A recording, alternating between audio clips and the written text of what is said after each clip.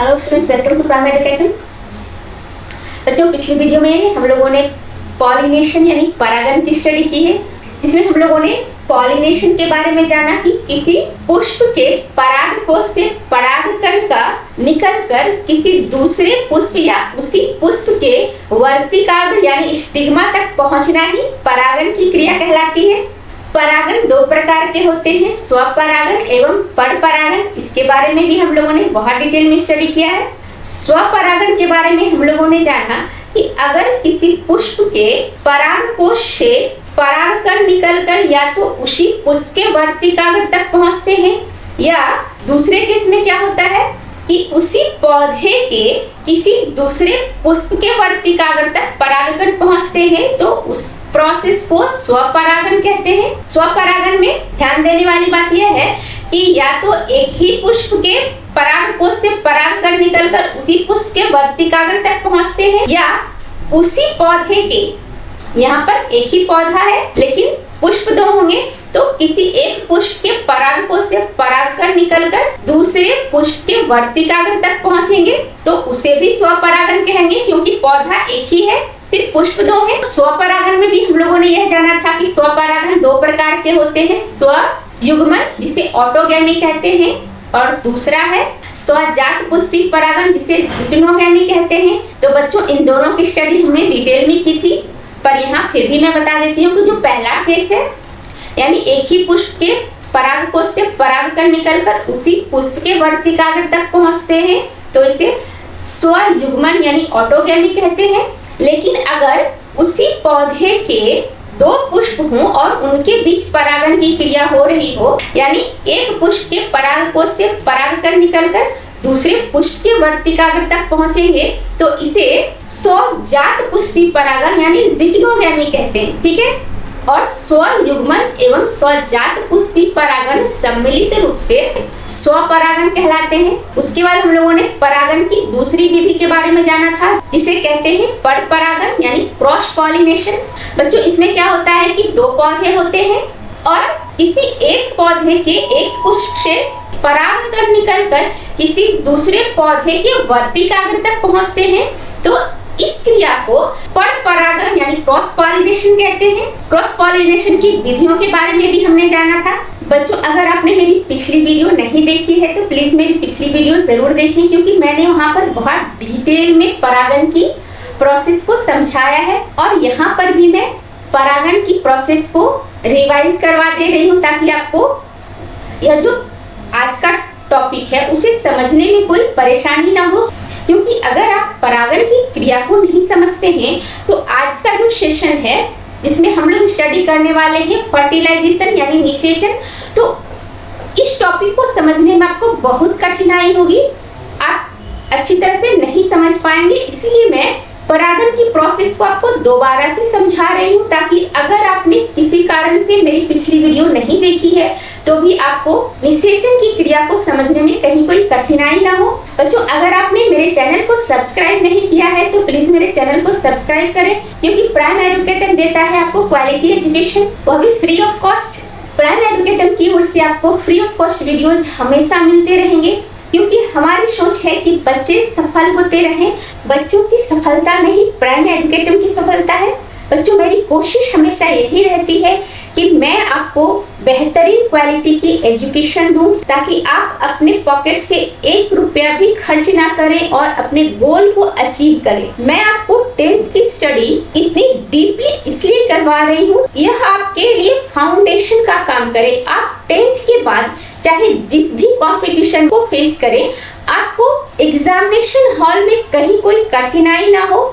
मैं सिर्फ आपको 10th बोर्ड के लिए नहीं पढ़ा रही हूँ बच्चों, मैं आपके लिए एक ऐसा नींव तैयार कर रही हूँ जिससे आप जीवन में चाहे किसी भी कॉम्पिटिटिव एग्जाम में बैठ जाएं, आपको सफलता जरूर मिलेगी।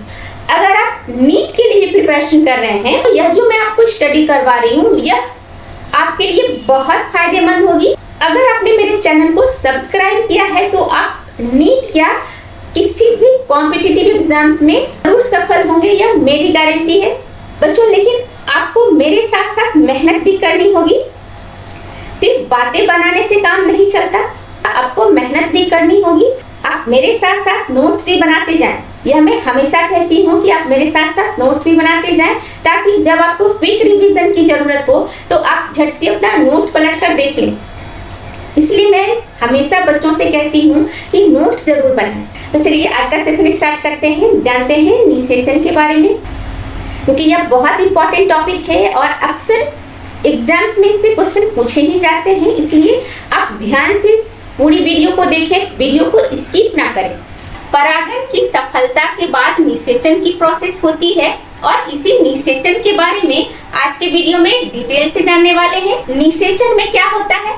नर युग्मक और मादा युग्मक अर्थात शुक्राणु और अंडाणु आपस में संलयन करते हैं यानी फ्यूज करते हैं। इस प्रोसेस को निषेचन कहते हैं। निषेचन की क्रिया में क्या हो रहा है बच्चों?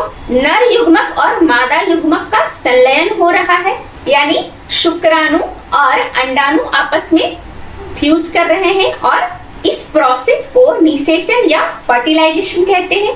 सबसे पहले निषेचन के बारे में स्ट्रासबर्गर ने 1884 में बताया था। एमसीक्यू पॉइंट ऑफ व्यू से यह बहुत इंपॉर्टेंट है कि आप यह जानें कि निषेचन के बारे में सबसे पहले किसने बताया था? स्ट्रासबर्गर ने बताया था।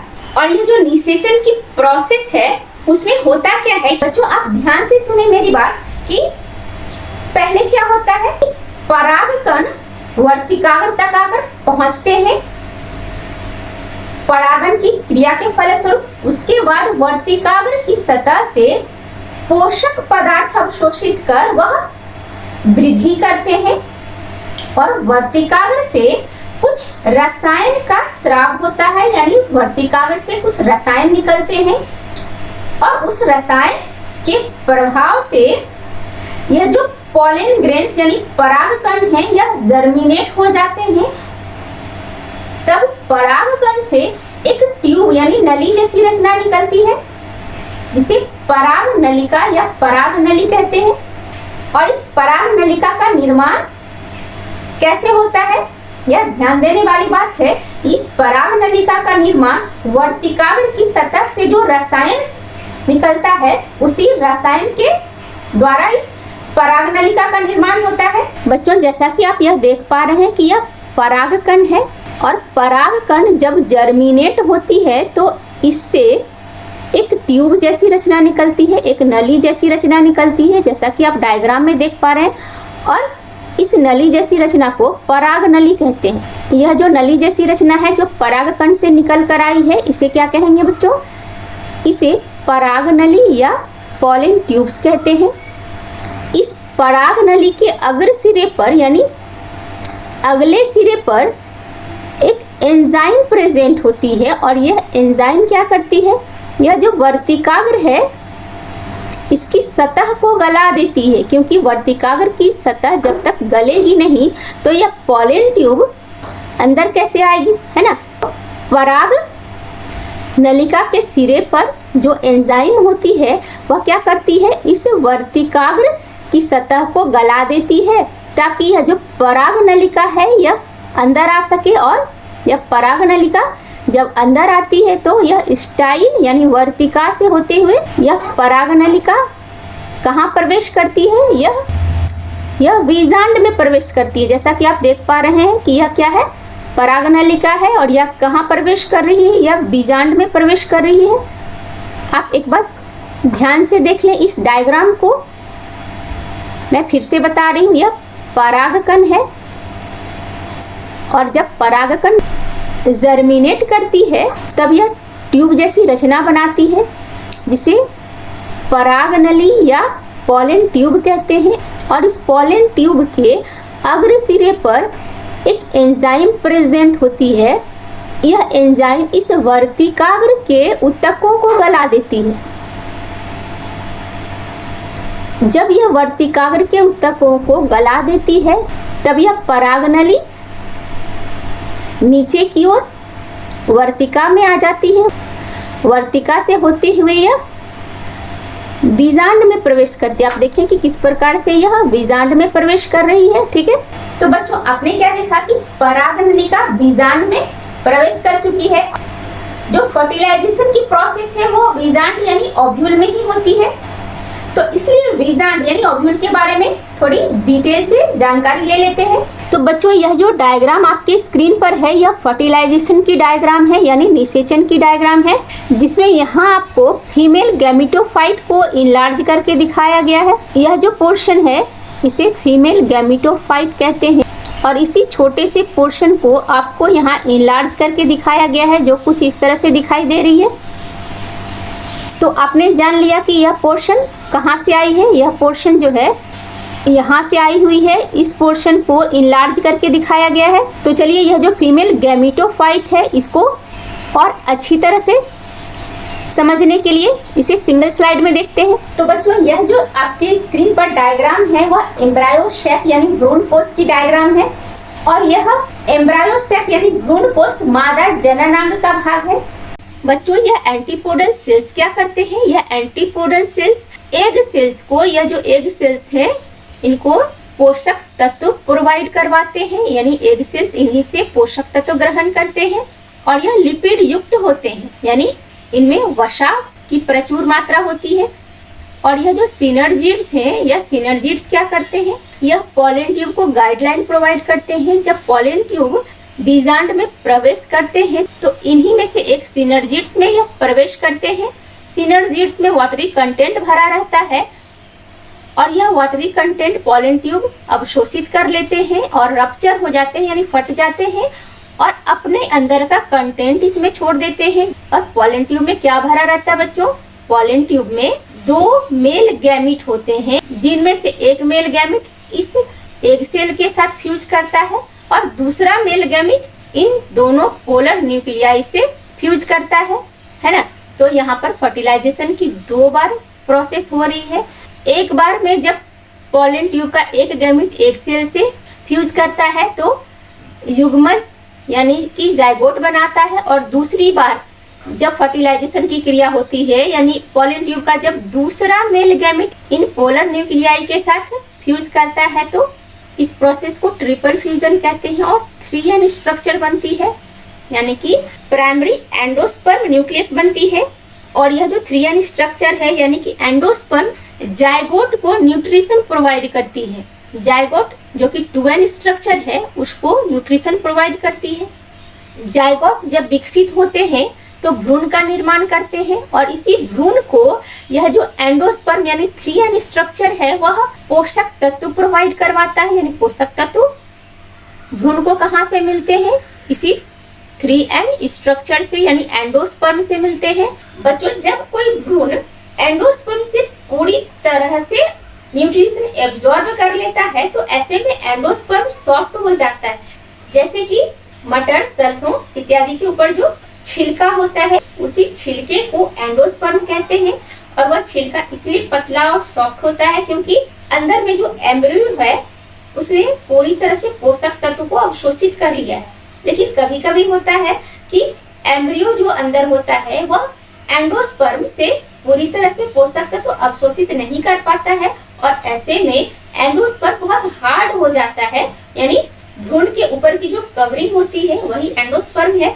तो भ्रूण वहां से पूरी तरह से न्यूट्रिशन अवशोषित नहीं कर पाया है, जिसके कारण एंडोस्पर्म हार्ड रहता है। जैसे नारियल का एंडोस्पर्म हार्ड होता है क्योंकि एम्ब्रियो ने एंडोस्पर्म से पूरी तरह से पोषक तत्व अवशोषित नहीं किया है, जिसके कारण एंडोस्पर्म हार्ड रह गया है। वैसे ही आम में भी क्या होता है बच्चों, वो जो गुठली होती है वही क्या है, वह एंडोस्पर्म है क्योंकि एम्ब्रियो तो अंदर है, एंडोस्पर्म के अंदर एम्ब्रियो होती है और एम्ब्रियो का पोषण कहाँ से होता है, एंडोस्पर्म से होता है। एंडोस्पर्म से होता है तो आम की गुठली कड़ी क्यों है, क्योंकि एंडोस्पर्म के अंदर जो एम्ब्रियो है यानी भ्रूण है उसने पोषक तत्व तो अच्छी तरह से एंडोस्पर्म से अवशोषित नहीं किया, जिसके कारण आम की गुठली भी कड़ी होती है ना। और आम का जो हिस्सा आप खाते हो बच्चों वह क्या है, वह फ्लैशी हिस्सा जो आप खाते हो, मांसल हिस्सा, वो फल है और फल अंडाशय से विकसित होते हैं। तो इन सारी बातों को आप ध्यान से याद रखेंगे कि एंटीपोडल सेल्स एग सेल्स को पोषक तत्व प्रोवाइड कराते हैं ताकि वह ग्रो कर सके। सिनर्जिड्स पॉलन ग्रेन के लिए गाइडलाइन जारी करता है। सिनर्जिड्स में जो वाटरी कंटेंट होते हैं वह पॉलन ट्यूब अवशोषित करके हट जाते हैं और अपना कंटेंट यानी उनके अंदर जो मेल गैमेट है वह सिनर्जिड्स में ही छोड़ देते हैं। और इस प्रकार से एक मेल गैमेट तो एक सेल के साथ फ्यूज कर लेते हैं और दूसरा मेल गैमेट क्या करता है, दो पोलर न्यूक्लियाई होते हैं उनके साथ फ्यूज कर लेता है। और पहले फ्यूजन से तो जाइगोट का निर्माण होता है, लेकिन दूसरे फ्यूजन से एंडोस्पर्म का निर्माण होता है और यह एंडोस्पर्म जाइगोट को न्यूट्रिशन प्रोवाइड कराता है। यही जाइगोट आगे चल के वृद्धि करके भ्रूण का निर्माण करते हैं। आई होप कि आपको सब कुछ अच्छी तरह से समझ आ गया होगा। पौधों में निषेचन 3 प्रकार के होते हैं। पहला है पोरोगैमी, दूसरा है चैलाजोगैमी और तीसरा है मीजोगैमी। और ये तीनों इस बात पर डिपेंड करते हैं कि पॉलन ट्यूब किस रास्ते से होकर बीजांड में प्रवेश करती है। तो सबसे पहले देखते हैं पोरोगैमी। जैसा कि आप इस डायग्राम में देख पा रहे हैं कि यह पॉलन ट्यूब है और यह पॉलन ट्यूब किस रास्ते से बीजांड के अंदर प्रवेश कर रही है। यह माइक्रोपाइल के रास्ते से बीजांड में प्रवेश कर रही है और ज़्यादातर पॉलन ट्यूब माइक्रोपाइलर एंड से ही बीजांड के अंदर प्रवेश करती है। जैसा कि आप देख पा रहे हैं यह क्या है, इस स्पेस को माइक्रोपाइल कहते हैं और इसी रास्ते माइक्रोपाइल के रास्ते पॉलन ट्यूब यानी परागनलिका बीजांड के अंदर प्रवेश कर रही है। तो जब परागनलिका माइक्रोपाइल से होते हुए बीजांड में प्रवेश करती है तो उसे पोरोगैमी कहते हैं। ऐसा एंजियोस्पर्मिक प्लांट में होता है। ज़्यादातर एंजियोस्पर्मिक प्लांट में निषेचन इसी प्रकार से होता है यानी पोरोगैमी। और दूसरा है चैलाजोगैमी। यह जो बीजांड के ऊपर का हिस्सा है इसे चैलाजा कहते हैं। यह जो पोर्शन है यह चैलाजा है। और जब पॉलन ट्यूब, यह क्या है, यह पॉलन ट्यूब है। जब पॉलन ट्यूब चैलाजा से होते हुए बीजांड में प्रवेश करती है, जैसा कि आप देख पा रहे हैं कि चैलाजा से होते हुए बीजांड में प्रवेश कर रही है, तो इसे चैलाजोगैमी कहते हैं। बच्चों एक बार मैं और समझा देती हूँ कि यह पोर्शन जो है यह चैलाजा है और जब पॉलन ट्यूब इस चैलाजा के रास्ते से होते हुए बीजांड में प्रवेश करती है, यह बीजांड है, तो जब पॉलन ट्यूब इस चैलाजा के रास्ते से होते हुए बीजांड में प्रवेश करती है तो इसे चैलाजोगैमी कहते हैं। इस प्रकार का निषेचन कहाँ होता है, कैसवराइन स्पीशीज के प्लांट में होता है। ठीक है, अब आते हैं तीसरे प्रकार के बारे में, इसे कहते हैं मीजोगैमी। यह तीसरा प्रकार है मीजोगैमी। बच्चों यह जो पार्ट आप देख पा रहे हैं यह इंटेग्यूमेंट कहलाता है। यह जो बाहरी भाग है ना, इसे इंटेग्यूमेंट्स कहते हैं। बीजांड का यह बाहरी भाग इंटेग्यूमेंट्स कहलाता है। तो जब पॉलन ट्यूब्स इस इंटेग्यूमेंट्स के रास्ते बीजांड में प्रवेश करते हैं तो इसे मीजोगैमी कहते हैं। मीजोगैमी में क्या होता है बच्चों, पॉलन ट्यूब्स किस रास्ते से बीजांड में प्रवेश करते हैं, इंटेग्यूमेंट्स के रास्ते से। ये पोर्शन क्या है, यह इंटेग्यूमेंट्स है।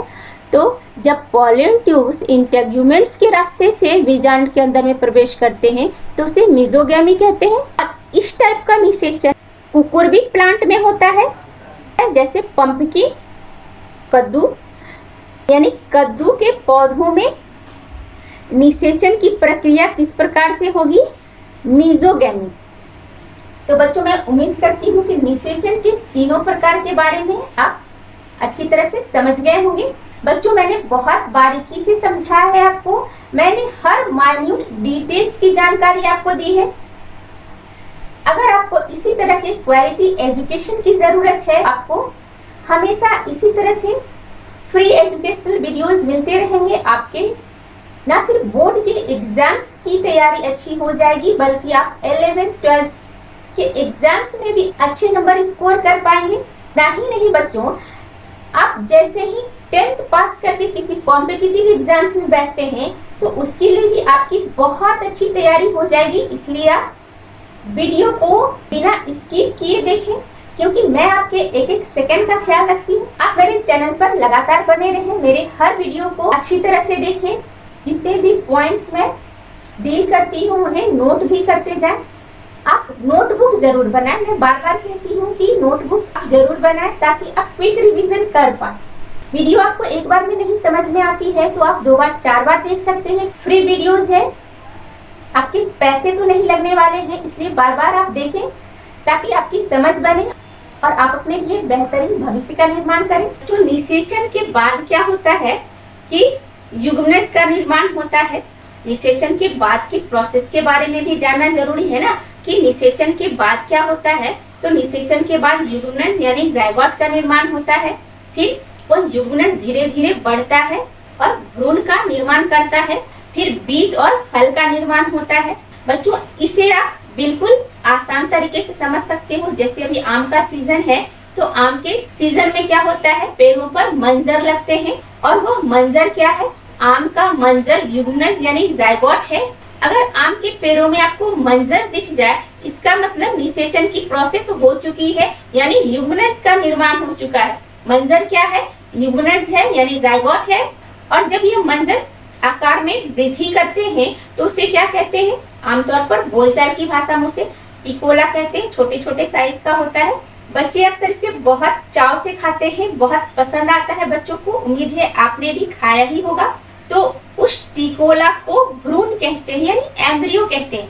और जब यह टिकोला बड़ा होता है साइज में, जब इसमें वृद्धि होती है तो उसके अंदर बीज आ जाते हैं और वह और वृद्धि करता है और फिर एक बड़े फल का निर्माण हो जाता है। तो बच्चों, यह फल का निर्माण किस प्रकार से होता है, जो अंडाशय यानी ओवरी थी वह फल में बदल जाती है और जो बीजांड है, जो अंडाशय के अंदर बीजांड होती है, वह बीजांड बीज में बदल जाती है। आपको इन दोनों बातों को जरूर याद रखना है कि बीजांड बीज में बदल जाते हैं और ओवरी यानी अंडाशय फल में बदल जाते हैं। और जो पुष्प के बाकी अंग हैं जैसे बाह्य दल पुंज, वर्तिका, वर्तिकाग्र, पुमंग आदि झड़ जाते हैं, गिर जाते हैं, सूख जाते हैं। वो उनका आपको यूज नहीं रहता है। लेकिन आपको जो ध्यान देना है, जहाँ से आपके क्वेश्चंस बनते हैं, वह यह कि बीजांड बीज में बदल जाते हैं और अंडाशय फल में बदल जाते हैं। जब अंडाशय फल में बदलते हैं तो उसे शक्ति फल यानी ट्रू फ्रूट कहते हैं। और इसका एग्जाम्पल है आम, अमरूद, आड़ू इत्यादि। लेकिन जब थैलेमस यानी पुष्पासन फल में बदल जाते हैं तो उसे अशक्ति फल यानी आभासी फल या फॉल्स फ्रूट कहते हैं।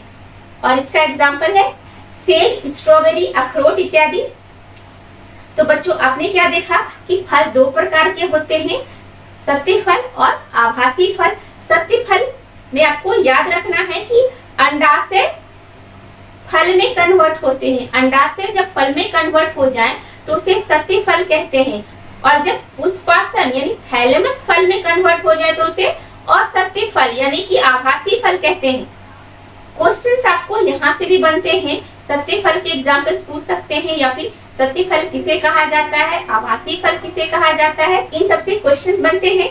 इनके एग्जाम्पल्स भी आप जरूर याद रखिएगा, क्योंकि आपके 4 ऑप्शंस में से 3 ऑप्शंस हो सकता है असत्य फल के हो और आपसे पूछा जाए इनमें से सत्य फल कौन सा है, तो कोई एक एग्जाम्पल सत्य फल का होगा। सत्य फल का मतलब है कि ओवरी यानी अंडाशय फल में कन्वर्ट हो गया है। ठीक है, तो बच्चों, इस तरह से हमने फर्टिलाइजेशन की स्टडी कंप्लीट कर ली है। अगर आपको फिर भी कोई डाउट्स रह गए हो तो आप मुझे क्वेश्चन पूछ सकते हैं, मुझे मैसेज कर सकते हैं। तो मिलते हैं नेक्स्ट वीडियो में। तब तक के लिए पढ़ो लिखो और लक्ष्य की प्राप्ति तक मत रुको। जय हिंद।